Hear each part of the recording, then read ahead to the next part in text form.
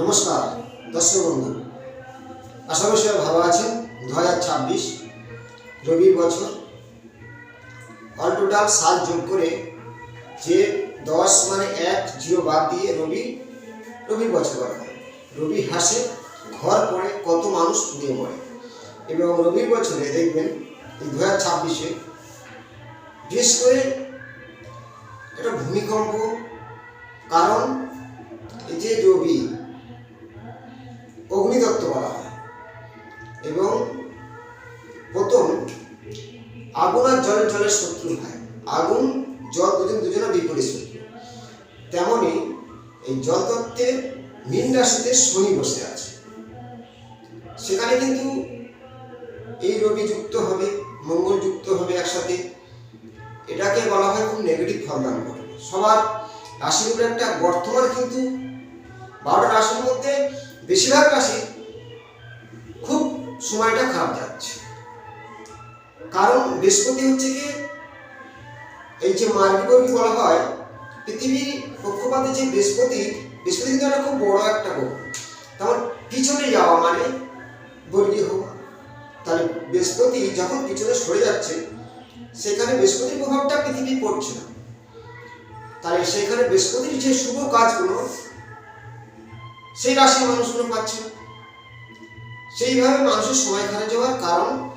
এবং বিশেষ করে কর্কট রাশি লগ্নদের অষ্টম ভাবে রাহুর সাথে মঙ্গল এবং সব গ্রহগণে যুক্ত হওয়ার কারণ হলো অগ্নিবিষ যোগ সৃষ্টি হচ্ছে। দুর্ঘটনা, শারীরিক সমস্যা ঘটতে পারে।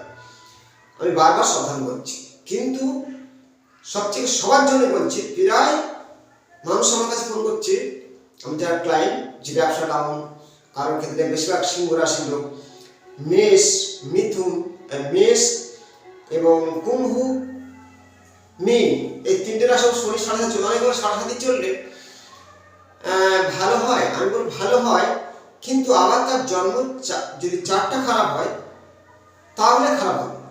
এটা দশা ও মহাদশা সেটা আরো গুরুত্বপূর্ণ। গ্রহদের সঞ্চারে এখন বর্তমান খারাপ, খুব চাপ।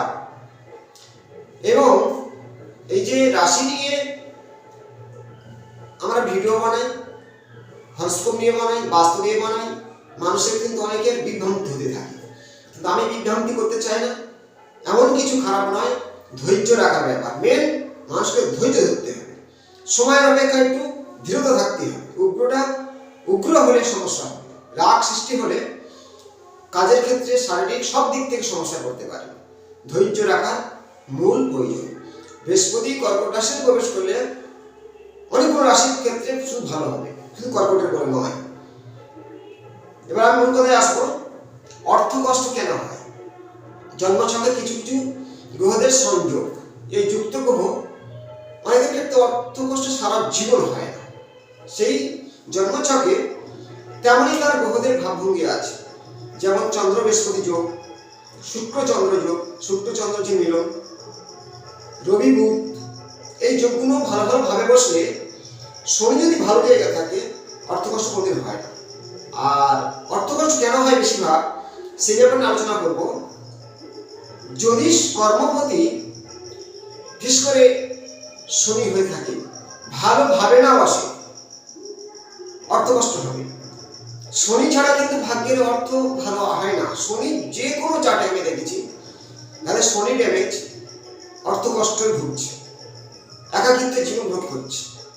শনি নিজস্ব হওয়া, শনির ডিগ্রি কম হওয়া, শনি দোষযুক্ত হয়, মানে শনি একটা পাপক গ্রহ, শনি আবার রাহুযুক্ত, কেতুযুক্ত, এবং শনির সাথে রবিযুক্ত, শনির সাথে চন্দ্রযুক্ত, এই ভাব অনুযায়ী অর্থ কষ্টটা আসে।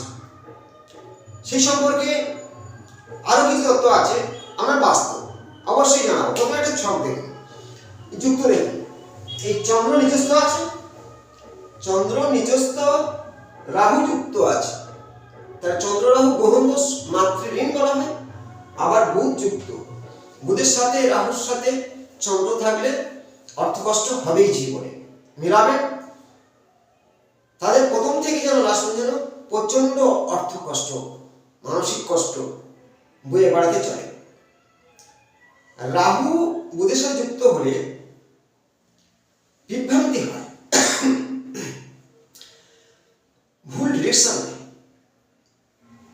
সাথে রাহু যুক্ত হলে মানসিক কষ্ট, মন অস্থিরতা। রবি ও শুক্র, দেখো রবি নিজস্ব তুলা রাশিতে, রবির সাথে যদি কারো জন্মছকে এই শুক্র যুক্ত হয়ে থাকে, হয়তো লগ্নের দশমে পড়ল, কর্মভাব নষ্ট হল, একাদশে বা নবমে বা পঞ্চমে। এই রবি শুক্র যুক্ত হলে খুব কাছাকাছি ডিগ্রি থাকলে অর্থকষ্ট হবে। এই যোগগুলো নেগেটিভ যোগ বলে মানা হয়। আর যদি শুক্র বৃহস্পতি, এখানে শুক্র নিজস্ব কন্যা রাশিতে বৃহস্পতি যুক্ত, কারোর জন্ম লগ্ন থেকে দেখা যাচ্ছে দশম, একাদশ বা দ্বিতীয় ঘর পড়ে গেল, অর্থকষ্ট হবে, বা দ্বাদশ ঘর পড়ে গেল। যেই ঘর হোক যুক্ত থাকলে মিলে দেখুন শুক্র নিজস্ব বৃহস্পতি যুক্ত আছে, অর্থ কষ্ট আসবেই। শনি কেতুযুক্ত হয়ে মেষ রাশির ঘরে বসে আছে। আমি কয়েকটা ঘরের কথা বলি। শনি মেষ রাশিতে যদি রবিযুক্ত, কেতুযুক্ত বা চন্দ্রযুক্ত থাকে, আমরা জীবনে অর্থ কষ্ট হবেই হবে, মিলাবে। চন্দ্র বৃশ্চিক রাশিতে রাহুযুক্ত, বুধযুক্ত হলে অর্থ কষ্ট হবে। রবি তুলা রাশিতে শুক্রযুক্ত হলে অর্থ কষ্ট বেশি হয়। ভাবের কথা পরে আসবো, ঘর মধ্যে রাখি। শুক্র বৃহস্পতি যুক্ত কন্যা রাশিতে হলে অর্থ কষ্ট হবে। মঙ্গল কর্কট রাশিতে কালপুরুষের চতুর্থ ভাবে মঙ্গল থাকলে, সেই মঙ্গলের সাথে শুক্র যুক্ত হলে, শনি যুক্ত হলে, কেতু যুক্ত হলে অর্থ কষ্ট হবেই। এই যে ভাবগুলো বলছি মিলে দেখুন, আপনার জীবন অর্থ কষ্ট অবশ্যই আসবে। এই তত্ত্বগুলো আমি বিভিন্ন ক্লায়েন্ট দেখে আমার সামনে এই ভিডিওটা বিভিন্ন ভিডিওর মাধ্যমে জানা থাকি। আরো কিছু মিলান, অর্থ কষ্ট হওয়ার মূল কারণ আছে আপনার বাস্তু। বাস্তুটা খুবই গুরুত্বপূর্ণ। যদি আপনার বাড়ি দেখেন ঈশান কোণে বাথরুম আছে, উত্তর দিকে বাথরুম আছে, আপনার অর্থ কষ্ট হবেই। এই তত্ত্বগুলো মিলে দেখুন। এবং আমি যে বাস্তু এবং জন্মছকে বিভিন্ন দেখে এই জ্যোতিষের কথা আলোচনা করে থাকি। যদি কারোর হাতে মিলাবে রবি, যে অনামিকা ফিঙ্গার রবি রেখা না থাকে, তাহলে অর্থ কষ্ট হবে। রবি স্থানে কোনো রেখা নেই, খালা, ডাবা, শনি স্থানে কোনো ক্রস বা ডাবা, আপনার অর্থ কষ্ট হবেই। এই তত্ত্বগুলো মিলে দেখুন আপনার জীবনে মিলছে কিনা। কাদের অর্থ কষ্ট হয় না? বৃহস্পতি কর্কট রাশিতে বসতে হবে, চন্দ্রযুক্ত বা চন্দ্রের সঙ্গে বৃহস্পতি কানেকশন, নক্ষত্র কানেকশন। শনি তুলা রাশি, বৃষ রাশি, কন্যা রাশিতে আপনার অর্থ কষ্ট হবে না যদি শনির উপরে কোনো মঙ্গলের দৃষ্টি বা অন্য কোনো যুক্ত না থাকে, ভালো নক্ষত্রে থাকবে। শুক্র মীন রাশিতে থাকবে। এই যে তত্ত্বগুলো বলছি, এগুলো বলা হয় গ্রহদের তুঙ্গস্থ ভাব বা ভালোভাবে বসা।